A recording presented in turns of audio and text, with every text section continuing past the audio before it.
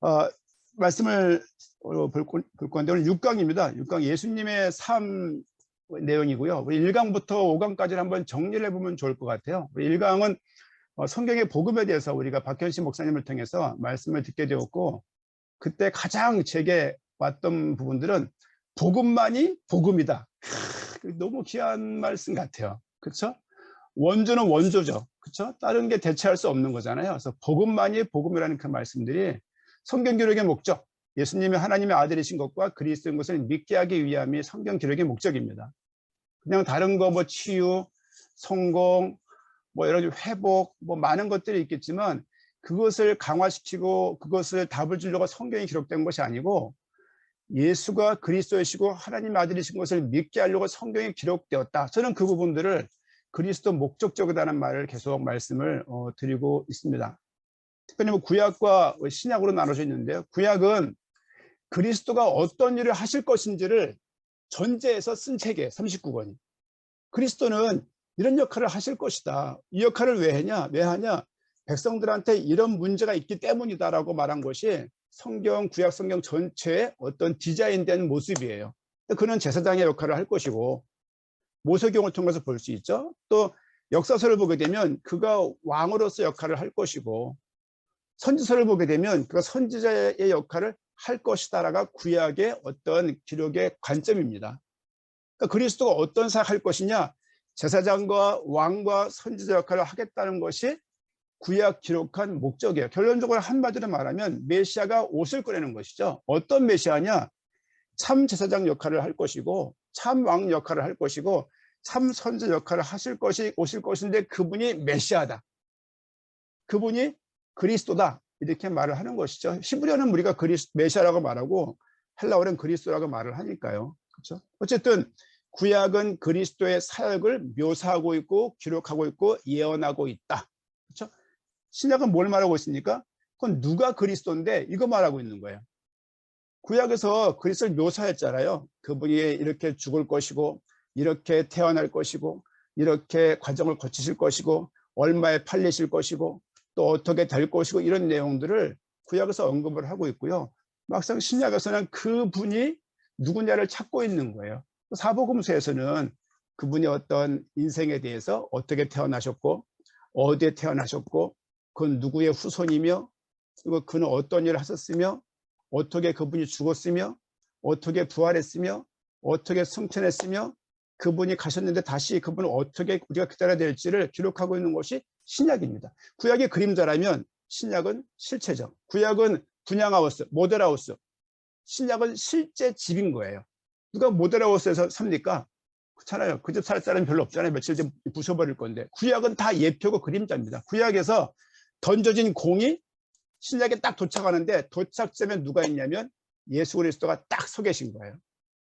그러니까 그걸 보게 되면 성경이 얼마나 그리스도로 충만한가를 볼 수 있습니다. 그 부분들이 1강에서 전달됐고요. 2강에서는 인간은 복받은 존재다.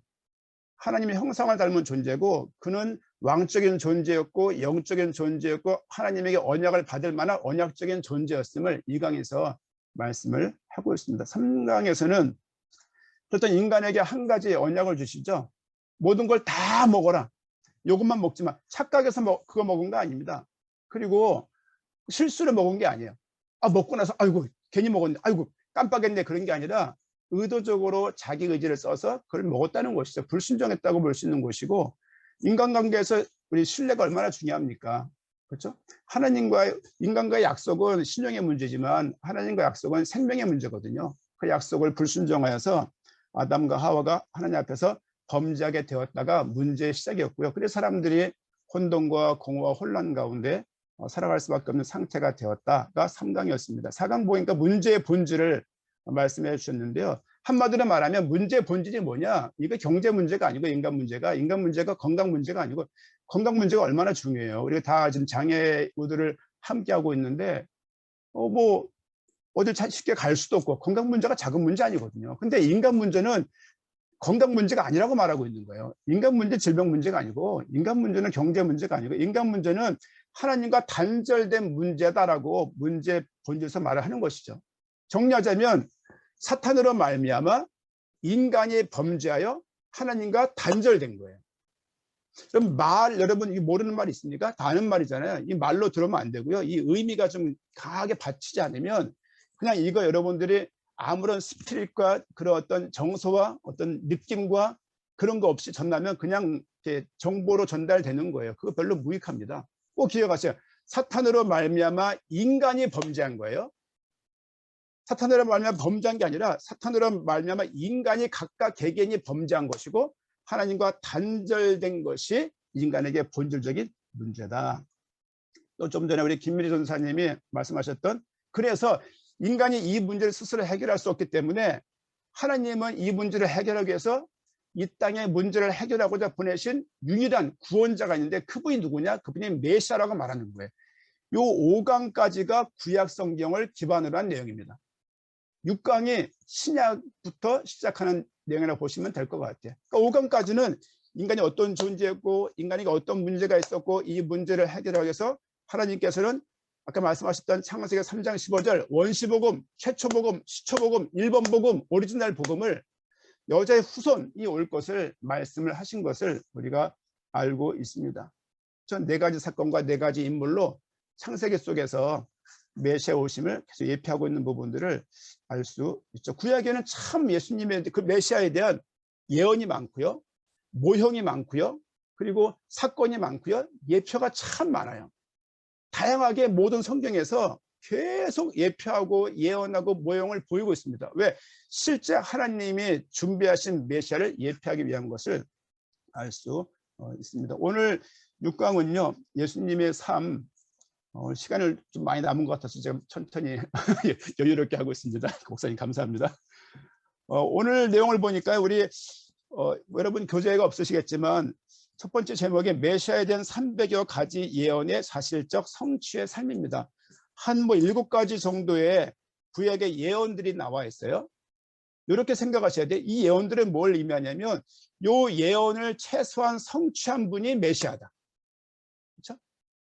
최소한 이 예언들을 300가지 예언이 있는데 뭐 어떤 분은 400가지라고 말을 해요. 그게 뭐 몇 가지든지 간에 중요한 것은 몇 가지든지 간에 요 정도의 7가지 정도의 최소한의 구약에 예언했던 것들을 성취할 수 있어야 그가 메시아라고 말할 수 있다.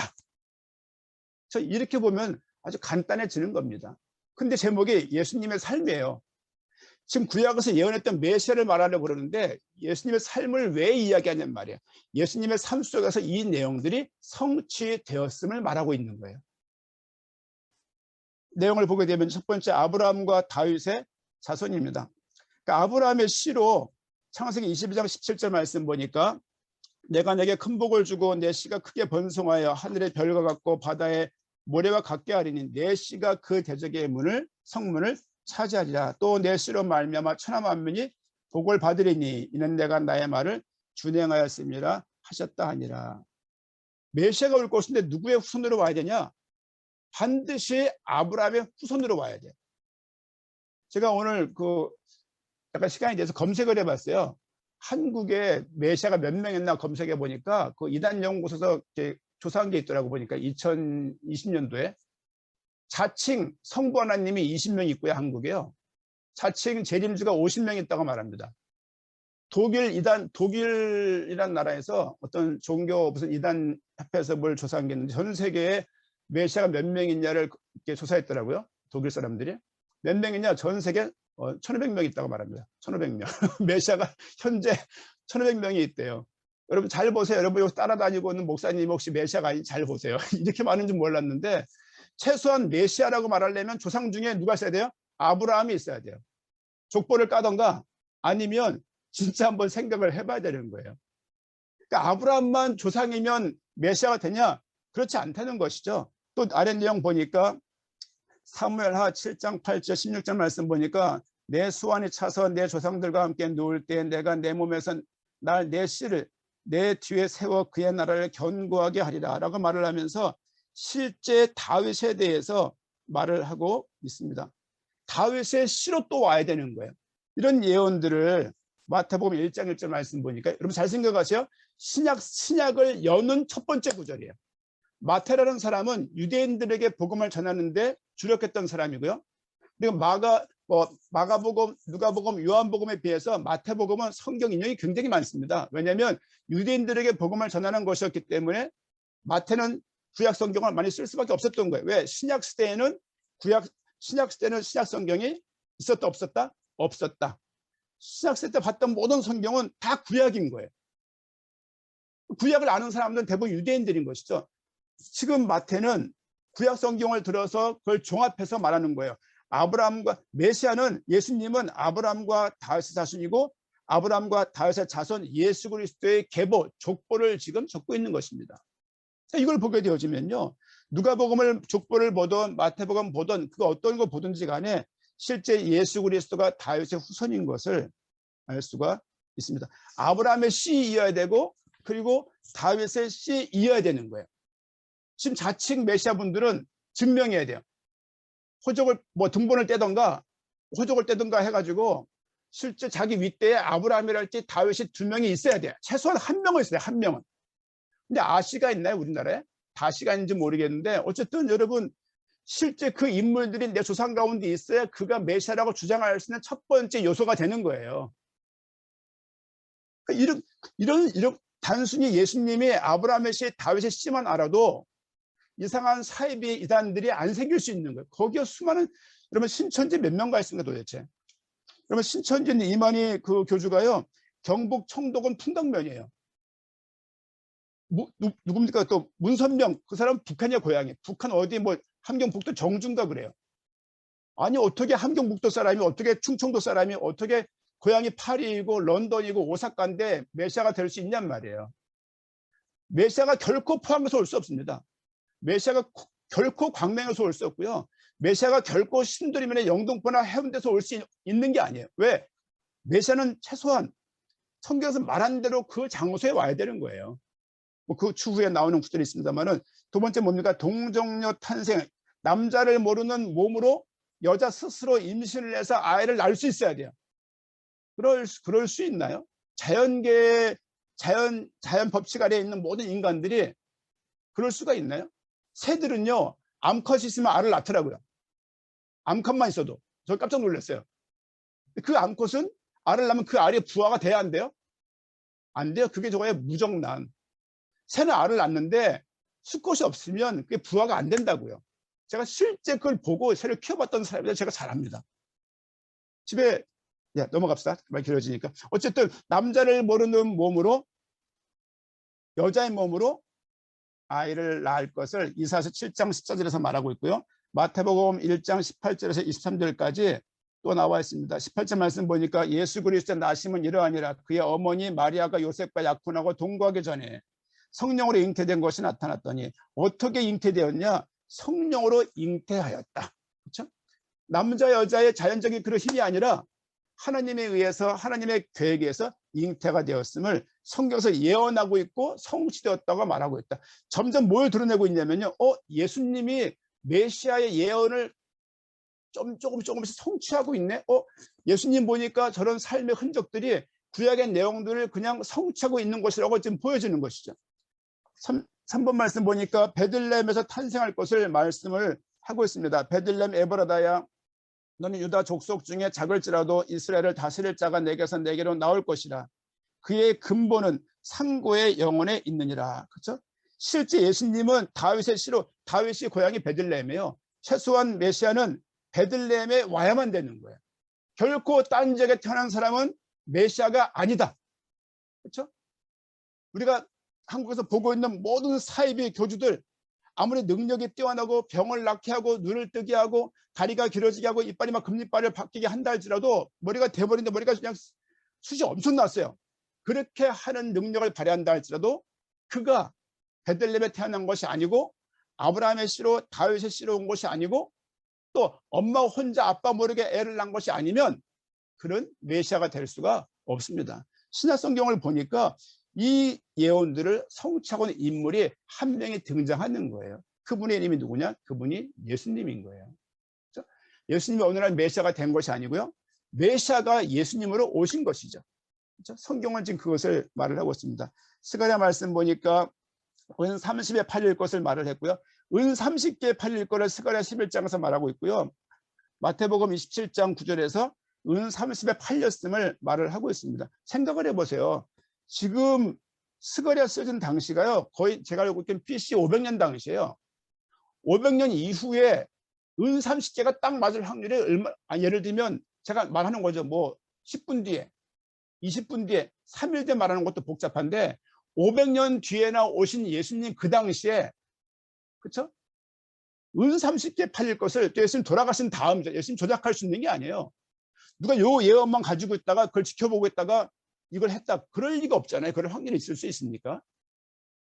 이런 응답들이, 예언들이 성취되었음을 볼 수 있고요. 또 우리 나무에 달려 죽은, 십자가 달려 죽을 것을 신명기 21장에서 말하고 있습니다. 내가 그를 죽여 나무 위에 달거든. 사실은 이 십자가라는 것은요, 원래 유대인에게 있던 형벌 방식이 아니에요. 페르시아에 있던 그런 형벌 방식인데, 실제 이런 것들이 로마 T자라, 십자가의 T자라는 그런 나무에 이렇게 매다는 그런 형벌이 있었는데, 어쨌든 이 내용들도 신명기가 언제입니까? 1446년도에 출애굽 BC.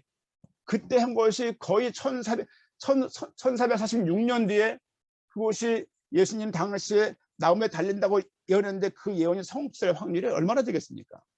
상식적으로 불가능한 것이, 이거를 누가 계산을 하고 그러던데 계산할 필요가 없고요. 이거 불가능하게 가까운 얘기입니다. 이거는 나무에 달릴 것이라고 예언하였고, 신명기에 모세가 적은 신명기야.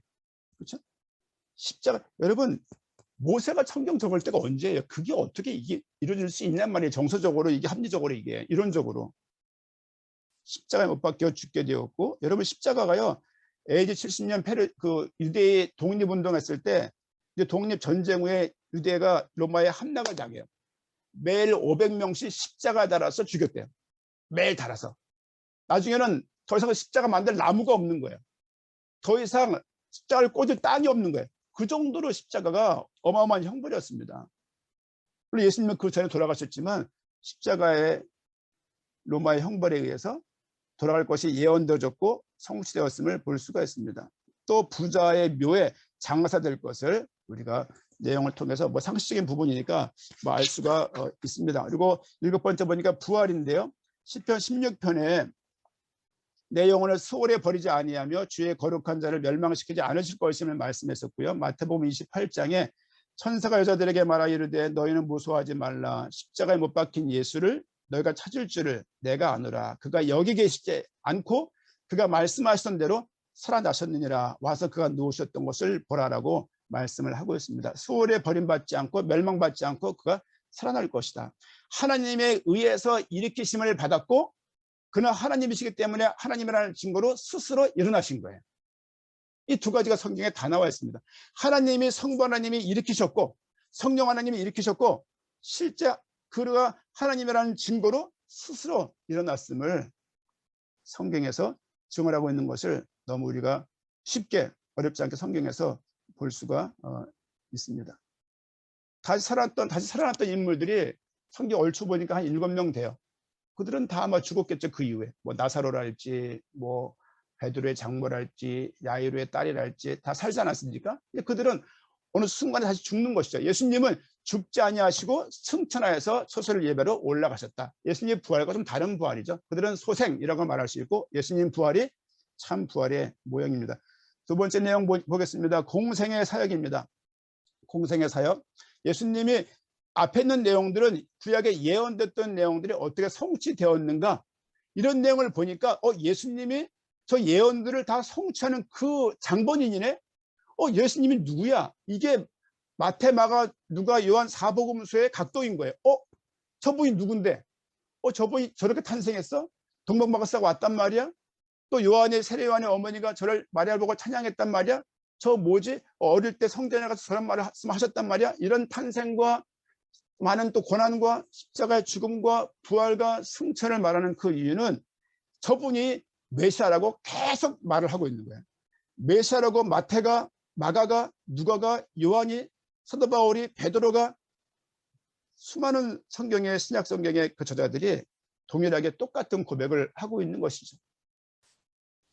대표적인 사역이 가르치며 천국 복음을 전파하시며 모든 약한 것을 고치시니, 뭐 이것이 뭐 교회도 적용이 되어서 우리가 뭐 가르치는 일들, 전도하는 일들, 치유 사역들을 많이 합니다. 근데 그렇게만 볼 것이 아니라 생각을 곰곰이 해보게 되면요, 누가 구약 메시아가 어떤 역할을 했냐, 가르치는 역할을 했어요. 그럼 제사장은요, 제사를 지냈지만 결과적으로 제사장은요, 백성들한테 이 율법을 가르치는 역할들을 누가 했냐, 제사장이 했어요. 계속 그 내용들을 가르치는 역할들, 왕에게 가르치고 백성들에 가르치는 역할 누가 했냐, 제사장이 했음을 알 수 있습니다. 천국 복음을 전파하며 선지자의 역할이라고 볼 수 있습니다.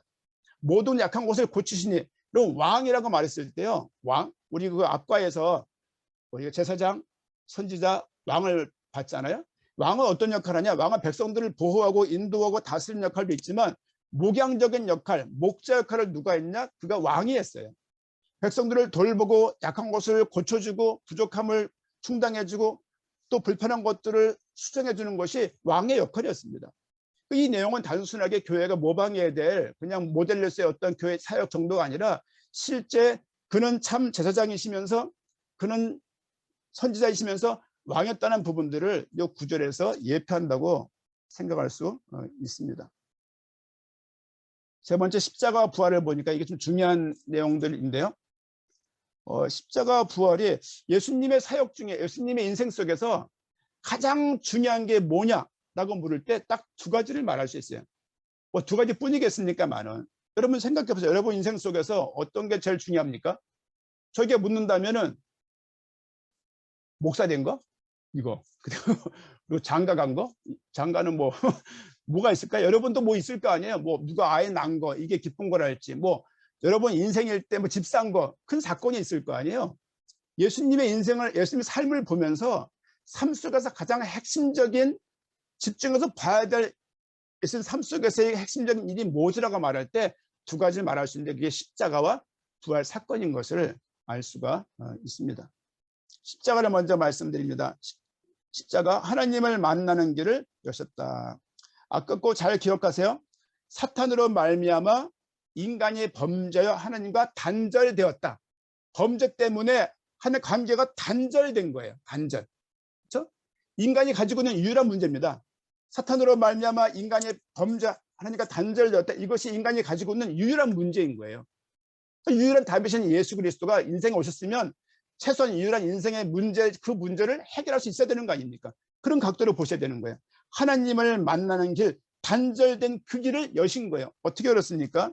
십자가에 그가 죽으심으로 하나님 만나는 길을 여신 것이죠. 성소의 휘장이, 누가복음 23장 45절 말씀 보니까 성소의 휘장이 한가운데 찢어지더라. 생각을 해보세요.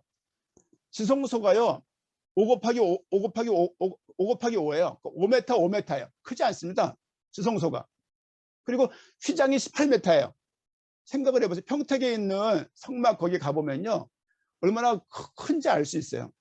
성막이 보통은 성인 손 한 뼘 정도라고 말합니다. 뭐 10cm일 수 있고, 이게 뭐 다 달라요. 솔로몬 성전과 헤롯 성전과 다 이게 달라서 사이즈가, 어쨌든 간에 평균적으로 손바닥 정도의 넓이였다라고 보통 말합니다.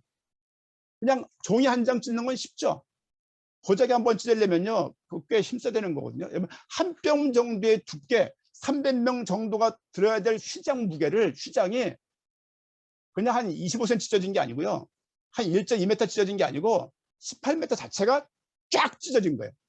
위에서부터 아래까지, 위에만 조금 찢어져 가지고 쥐구멍처럼 그렇게 찢어진 게 아니고요, 위에서 아래까지 18m가 쫙 찢어진 거예요.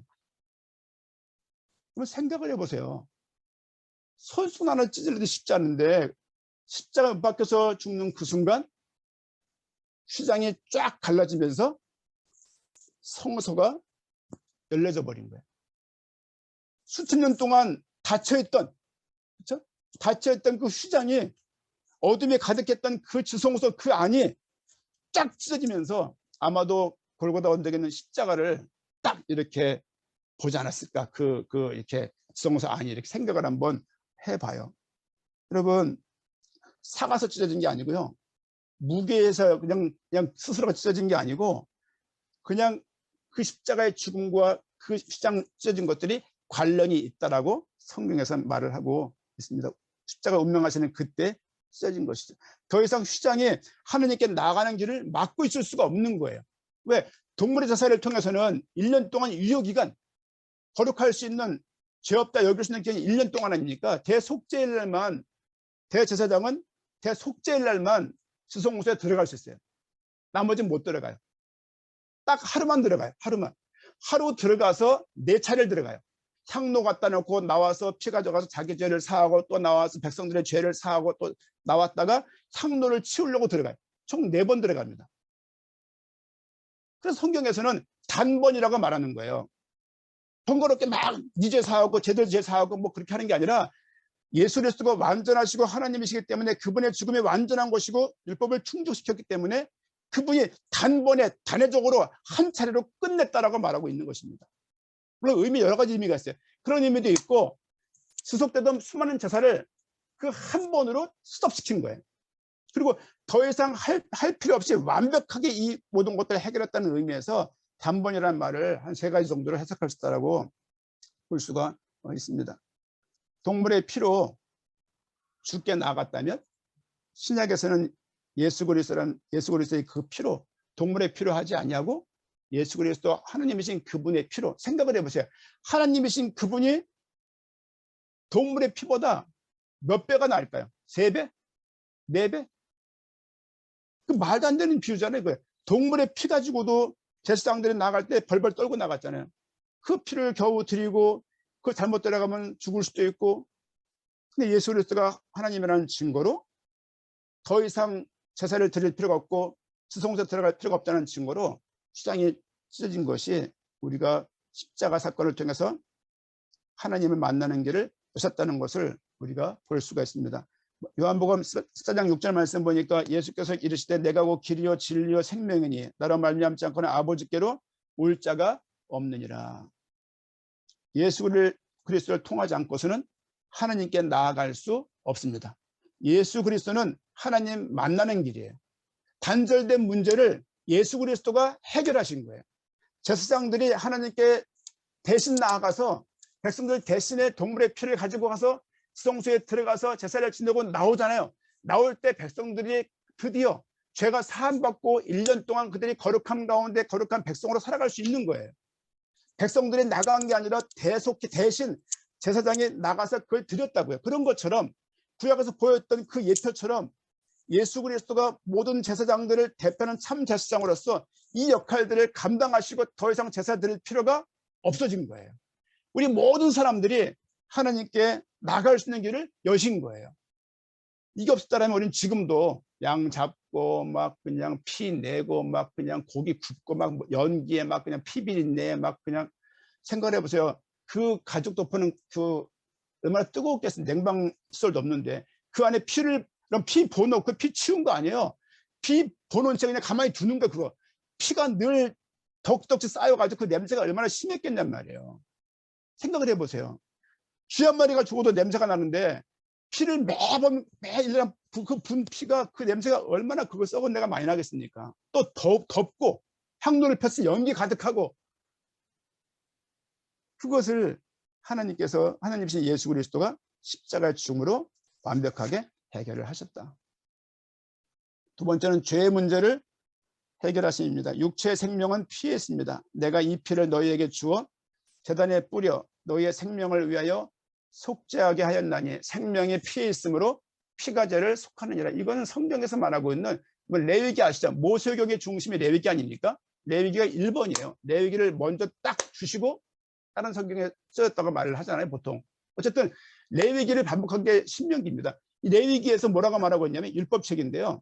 생명은 피에 있다라고 못을 받고 있는 거예요. 그래서 모든 제사가 가능한 거예요. 이 말씀 때문에 제사가 가능한 거예요. 생명이 피에 있다는 말이 없으면 제사가 불가능한 거예요. 히브리서 9장 22절 말씀 보니까 율법을 따라 거의 모든 물건이 피로써 정결하게 전하니 피 흘림이 없음즉 사함이 없느니라. 예수 그리스도의 피를 강조하는 이유가 거기에 있는 겁니다. 십자가의 죽음을 통해서 하나님 만나는 길을 여셨고 또 인간이 가지고 있는 죄 문제를 실제 대신 예수님께서 동물이 죽을 그 자리에 자신이 스스로 죄 자체가 돼서 죽으신 거예요. 그렇죠? 죄덩어리가 되어서 본인이 실제 죽으신 거예요. 그래서 9장 12절 말씀 보니까 염소와 송아지 피로 하지 아니하고 오직 자기의 피로 영원한 속죄를 이루사 단번에 성소에 들어가셨느니라. 단번이 나오죠. 단 한 차례. 그렇죠? 그리고 이 말은 완벽하다는 의미도 있는 것 같아요. 그렇죠? 단 한 번으로 할 정도, 한 번으로 끝낼 정도로 그의 죽음은 완벽한 것이었다. 연약해서 죽은 게 아니고, 빽이 없어 죽은 게 아니고, 그냥 진짜 어떻게 내가 죽은 게 아니라 실제 스스로 죽음을 자처하셨고 하나님의 계획 가운데 순종하셨고 그 죄와 속죄를 통해서 단번에 성소에 들어갔음을 통해서 인간의 문제가, 죄 문제가 해결되었다. 얼마나 감사한지 모르겠습니다. 원래는 매년 동물을 드리면서 죄가 사해져도 감사할진데, 그렇죠? 그분께서 과거, 현재, 미래 모든 죄를 단번에 죽으심으로 우리 인간이 해결할 수 있는 그 문제를 해결하심으로 하나님께 나아가게 하셨다. 이 자체가 복음이 아닌가 생각합니다. 마가복음 10장 45절 말씀 보니까 인자가 온 것은 섬김을 받으려 함이 아니라 도리어 섬기려 하고 자기 목숨을 많은 사람의 대속물로 주려 함이니라. 오실 때부터 대속물로 자기 목숨을 사람들의 대속물로 사시고자, 대속물로 드리고자 이 땅에 오셨음을 자기가 왜 이 땅에 왔는지를 여러 차례 지자들에게 언급한 것을 볼 수가 있습니다. 모르고 있다가 아이고 알고 보니까 내가 죽으려고 이 땅에 온 거야. 그걸 막 자각해 가서 막 그냥 고통 가운데 있다고 돌아가신 게 아니라 이거 알고 오신 거예요. 그것 가운데 순종하신 모습이 예수 그리스도의 인생에서 십자가 죽는 것을 알 수 있습니다. 세 번째로 사탄을 이기심입니다. 통치자들과 권세들을 무력하여 드러내어 구경거리 삼으시고 십자가로 그들을 이기셨도다. 요한 1서 3장 8절 죄를 짓는 자는 마귀에 속하나니 마귀는 처음부터 범죄함이라. 하나님의 아들이 나타나신 것은 마귀를 멸하려 하심이라. 아까 말씀드렸죠. 인간의 문제 본질이 뭐냐. 사탄으로 말미암아 인간의 범죄와 하나님과 단절되었다. 십자가 죽으심으로 단절된 문제를 길을 내셨고 그분이 제사장으로 오심으로써 죄 문제를 해결하셨고 또 그가 왕으로서 사탄의 문제를 해결했다. 기름 부음 받은 자, 누가 기름 부음 받나요? 선지자 제사장 왕이 머리에 기름 부음 받고 임명되는, 그때 임명 방법이 그랬어요. 지금은 임명장을 주지만 그때 피에다가 기름을 머리에 붓고 그거 자체를 임명하는 거예요. 기름 붓다 이면 뭐냐면 아까 말씀하신 것처럼 선택했다, 구별했다, 성별했다, 위임했다는 의미가 있어요. 그렇죠? 그리스도란 말이 메시아, 원래 메시아가 마샤 그러잖아요. 뜻이 뭐냐? 기름 부음 받은 거예요. 누가 기름 부음 받냐? 제사장이 기름 부음 받고 왕이 기름 부음 받고 선자 기름 부음 받아서 독특한 임명 방법을 통해서 그들을 구별하고 선택하고 그들에게 위임한 거예요. 뭘 위임했냐? 제사장은 백성들의 죄를 사하는 역할을, 또 율법을 가리키는 그 역할들, 복음을 전달하는 그 역할을, 선자는 천국의 복음을 하나님 원하시는 그 길을 전달하는 그 역할들을 감당하신 것을 알 수 있습니다. 왕은 백성을 보호하고 통치하고 인도하고 그리고 그들을 권면하고 보호해주고 이 역할을 왕이 했음을 우리가 알 수 있습니다. 참 왕이신 그분이 십자가에서 죽으심으로 사탄의 머리를 깨트려 버린 거예요. 여자의 후손 창세기 3장 15절 원시복음이 그 십자가와 탁 만나는 거예요. 그렇죠? 이런 예표가 구약에 얼마나 가득한지 모릅니다. 또 그분이 십자가 부활에 대해서 말씀 봅니다. 13장 히브리서 20절 말씀 보니까 양들의 큰 목자이신 우리 주 예수를 영원한 언약의 피로 죽은 자 가운데서 이끌어내신 평강의 하나님이 라고 말씀하고 있습니다. 언약의 피로 죽은 자 가운데서 이끌어내셨다. 하나님이 이끌어내신 것이죠. 부활을 꼭 기억하고 계세요. 하나님이 일으키셨지만 그도 하나님이셨기 때문에 스스로 일어나셨다. 그렇죠? 일으키심을 당했지만 그도 성도는 헐어라. 내가 세우겠다. 이런 말씀도 하시잖아요. 그렇죠? 베드로전서 1장 3절입니다. 우리 주 예수 그리스도의 아버지 하나님의 찬송하리로다. 그의 많은 신 긍휼대로 예수 그리스도를 죽은 자 가운데서 부활하게 하심으로 말미암아 우리를 거듭하게 하사 산 소망이 있게 하시며. 그렇죠? 예수 그리스도를 죽은 자 가운데서 부활하게 하심으로. 그렇죠? 그분이 부활하셨기 때문에 첫 열매가 되셨기 때문에 우리는 두 번째, 세 번째로 동일하게 부활하게 되는 거예요. 그렇죠? 아멘입니다. 로마서 1장 4절 말씀 보니까 성결의 영으로는 죽은 자 가운데서 부활하사 능력으로 하나님의 아들로 선포되셨으니 곧 우리 주 예수 그리스도 신이라. 성령을 도우심을 통해서 그가 부활하게 되었다.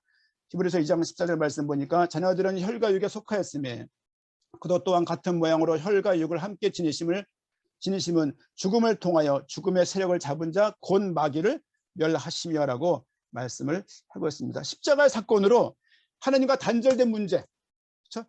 인간이 갖고 있는 그 죄의 문제, 사탄의 문제를 예수 그리스도를 통해 십자가를 통해서 해결하셨다. 십자가는 단순하게 고난이 아니라 인간이 가지고 있는 근본적인 문제를 해결하셨음을 의미하는 거예요. 십자가를 통해서 죄 문제를 해결하시고 그가 부활하심으로 우리에게는 사망의 문제를 해결하신 거예요. 죄를 없이 하시고 하나님께 나아갈 수 있는 은혜를 십자가 부활로 이루셨다. 구약에서 예언된 이 부분들을 다른 거 어떻게 맞는다고 칩시다. 은 38일 거야. 팔렸다고 칩시다. 그렇죠? 여자의 몸을 태어난다. 어떻게 낫다고 칩시다. 근데 어떻게 십자가 부활은 어떻게 죽은 사람이 살아나냐고요. 살아난 채 죽지 않고 하늘로 올라갈 수 있냔 말이죠. 이 모든 것들이 성경을 보니까 예수님이 그리스도가 맞네라고 말하고 있는 거예요. 이게 신약의 시작이에요. 이게 사복음서의 시작입니다. 십자가 부활로 이 땅에서의 그리스도의 사역을 완성하셨다. 십자가 속에서 부활하심을 통해서 그가 그리스도인 것이 증명되었어요. 그리스도인 것이 그 십자가 사건을 통해서 그가 그리스도인 것이 증언되었음을 우리가 알 수가 있습니다. 4번 예수님은 삶으로 당신이 그리스도이심을 증거하셨습니다. 구약은 메시아가 탄생하실 것을 말하고요. 그가 십자가에 죽으실 것을 말하고요. 그분이 부활할 것을 말씀하시고 그가 성천할 것을 말씀하시고 계시고 그가 재림할 것을 말씀하시고 실제 신약을 보니까 그가 탄생하셨고 그가 십자가에 죽으셨고 그가 부활하셨고 그가 승천하신 거예요. 이 네 가지는 이미 성취된 언약이에요. 구약에서는 예언했는데 신약에서 성취되었다고요. 뭐만 남았냐? 재림만 남은 거예요. 재림, 탄생은 언약입니다. 십자가의 죽음도 언약이에요. 그분의 부활도 언약입니다. 그분의 승천도 언약이고 재림도 언약인 거예요. 신약이 뭐냐? 우리 남은 약속은 한 개밖에 없어요. 뭡니까? 주의 오심밖에 없어요. 마라나타 말할 때 그 의미로 말을 하는 거예요. 그냥 살기 지겨우니까 마라나타, 남편 속삭이는데 그런 마라나타가 아니라 실제 주의 오심을 바라보면서 사는 것이 우리가 살아야 될 언약 가진 사람들의 그리스도를 믿는 사람들의 삶의 방향인 것을 알 수가 있습니다. 비장애인뿐만이 아니라 장애인들까지, 장애인뿐만이 아니라 비장애인들까지 사진을 멀쩡히 가지고 있으면서도 감사할지 모르고, 그렇죠? 한번 못 걸어 다녀 본 적 있냔 말이에요. 또 못 걸어 다닌다 하더라도 그 자체가 있기 때문에 그 상태에 있다고 믿는, 여러분 막 목숨에 까딱까딱해도요, 이 복음 전하면 안 믿는 분들이 있어요. 믿을 것 같잖아요. 그냥 믿고 죽는다면 그만일 건데 그 안 믿어요. 여러분 이 믿음을 성령께서 우리에게 가르치시고 생각나게 하시고 진리 가운데 인도하시고 알게 하실 때 알 수 있는 내용들입니다. 근데 이걸 말할 때 계시라고 말을 해요. 계시. 우리가 또 계시란 말 별로 안 좋아하는 사람인데 그럼 뭐라고 말할 거예요? 계시가 아니면 조명? 조명이나 계시나 알게 하심이나 계시나 한자를 쓰면 다 계시예요. 10개자 볼시자니까 이게. 그렇잖아요. 우리 인생 속에서 예수님은 삶으로 당신이 그리스도이심을 증명하고 계시고 증거하고 계시고 증언하시는 거예요. 스스로가 예수님은 복음 전하지 않으셨어요. 예수님은 복음 전한 적이 한 번도 없어요. 내가 그다, 내가 복음이라고 말하고 있지 그분은 복음을 증거한 적 없어요. 왜? 그분 자체가 복음이기 때문에 그렇습니다. 성경은 복음을 적은 책입니다. 복음이야말로 우리 인생을 구원할 수 있고 우리 인생을 영생시킬 수 있습니다. 아담과 하와가 영생할까 하여 그들을 내쫓습니다. 그들이 잃어버렸던 그 영생이 예수 그리스도를 통해서 우리에게 들어오게 된 거예요. 하나님의 아들이신 것과 그리스도를 믿는 걸 통해서 생명을 얻게 하신다. 그 말이 그 말임을 이해할 수가 있습니다. 예수님께서 삶으로 당신이 그리스도이심을 증거하셨고 성경을 해서 그리스도 목적적으로 기록되었고 예수님 삶을 통해서 그분이 참 메시아인 것을 우리가 믿는 믿음이 예수를 그리스도를 믿는 믿음이 우리에게 있어야 될 것이고요. 또 7강 다음이 예수님이 그리스도예요. 삶을 보니까 그리스도네. 그러니까 7강 내용이 예수님이 그리스도예요. 8강은요. 예수님을 그리스도로 어떻게 믿을 건데 그거예요. 예수님을 그리스도로 믿는 그 사람들이 할 수 있는 얘기가 예수 그리스도예요. 그들이 비로소 성도의 신앙생활을 할 수 있는 것이고 그때 성경의 전도와 성경의 재림으로 이어지는 것이 본 12강의 내용의 구성입니다. 이런 말씀 가운데 더 믿는 믿음이 깊어지기를 부탁드리고 축원합니다. 감사합니다.